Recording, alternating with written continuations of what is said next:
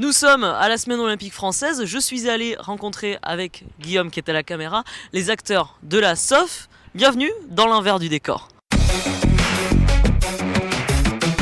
Un tel événement demande bien évidemment beaucoup de logistique, d'organisation et tout ça égale bien sûr à un speaker. Allons à la rencontre de Freddy, animateur de la semaine olympique française. Qu'est-ce que tu fais, Freddy? Moi ici je suis l'animateur de la SOF et je suis surtout là pour faire les annonces pour quand il faut partir. Là tu vois, je viens juste de faire partir les planches à voile. Donc, mon boulot c'est faire les annonces pour toutes les séries pour qu'ils partent à l'eau, les annonces officielles, les cérémonies, etc. C'est quoi l'objectif de cet événement? C'est un championnat européen, il y a 312 compétiteurs, 260 bateaux, une centaine de filles. Et le but, c'est des régates pour se présélectionner pour finir au JO de Londres, de Rio. Est-ce qu'il y a un intérêt public pour le public? Évidemment qu'il y a un intérêt pour le public. Il faudrait qu'ils viennent ici, le public, ils se déplacent. Et là, ils peuvent voir tous les compétiteurs. On peut suivre les courses sur un écran avec des trackers, puisque les compétiteurs ont un tracker sur eux, c'est-à-dire qu'ils ont un GPS. Et c'est retransmis sur écran, on peut suivre les courses à terre. Et après, ils voient les départs, l'arrivée. Il y a quand même plus de 300 bateaux qui partent à l'eau, c'est assez joli à voir. À la SOF, il y a des bateaux, encore des bateaux, sans oublier nos amis les planches à voile, et qui dit bateau dit mise à l'eau, et qui dit eau dit danger bien sûr, et donc sécurité. Nous sommes avec Philippe Rouget, chargé de communication du port de Plaisance à La Rochelle. Il y a une mission, c'est la mission de la sécurité.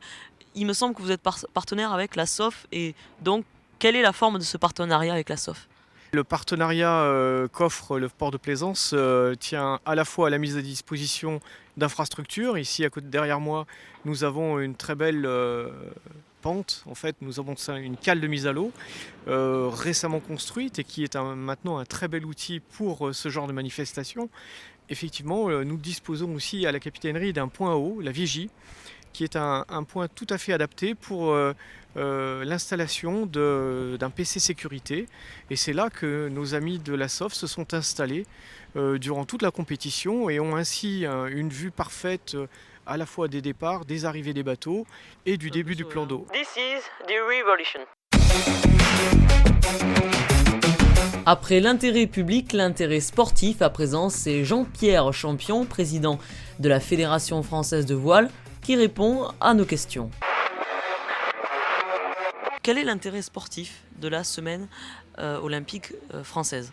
C'est un des grands rendez-vous européens, des 5 grands rendez-vous européens de l'ensemble des classes olympiques.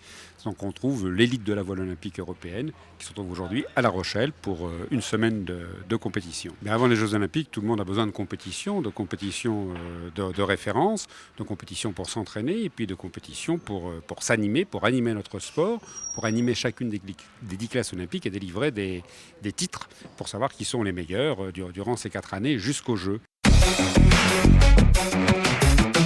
Et voilà, l'envers du décor, c'est terminé pour aujourd'hui. J'espère qu'on se retrouvera très vite sur un prochain événement. La semaine olympique française se termine également. On se retrouve très bientôt. Bonne soirée, ciao.